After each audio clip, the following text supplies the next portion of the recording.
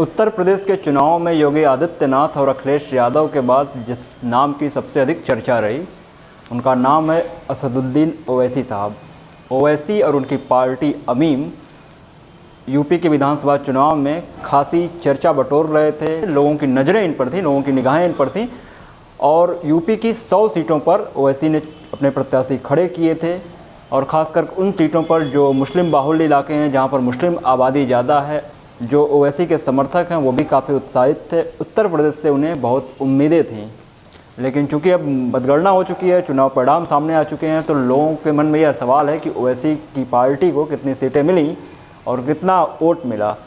तो सीटें जो इनके खाते में आई हैं उनकी संख्या है 0, यानी कि कोई भी सीट AIMIM जीत नहीं पाई। ओवैसी का कोई भी प्रत्याशी चुनाव नहीं जीत पाया। और वोट परसेंटेज की बात करें कि इनको कितना वोट मिला है, तो वो भी बहुत कम है, आधे प्रतिशत से भी कम। 0.43% वोट अब तक के जो आंकड़े मिले हैं उनके हिसाब से 0.43% वोट AIMIM को मिला है यूपी के विधानसभा चुनाव में।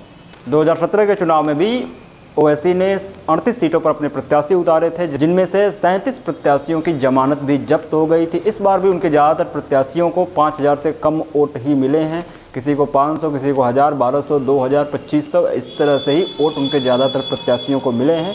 एक प्रत्याशी उनकी लड़ाई में थे। आजमगढ़ की मुबारकपुर सीट से AIMIM के प्रत्याशी शाह आलम उर्फ गुड्डू जमाली दूसरे नंबर पर रहे। वो लड़ाई में थे, हालांकि वो समाजवादी पार्टी के प्रत्याशी से लगभग 16000 वोटों से चुनाव हार गए, लेकिन वे दूसरे नंबर पर रहे और लड़ाई में थे और उस सीट की बहुत चर्चा थी।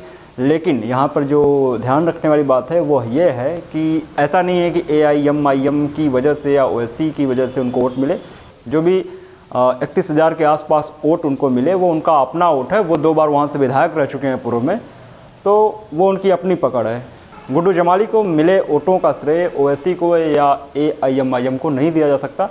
और यह कहा जा सकता है कि उत्तर प्रदेश की जनता ने और ख़ास करके उत्तर प्रदेश के मुसलमानों ने, मुस्लिम समाज ने, मुस्लिम वोटर ने ओवैसी को नकार दिया है, उनकी पार्टी को नकार दिया है, उनकी राजनीति को नकार दिया है। खास करके जिस तरह की राजनीति वो कर रहे थे पिछले 1 दशक से, धार्मिक पहचान की जो राजनीति उभार पर है, जो चरम पर है, उसी के मुकाबले में जो ओवैसी की राजनीति है, जो उनका तरीका है वो दिखता है।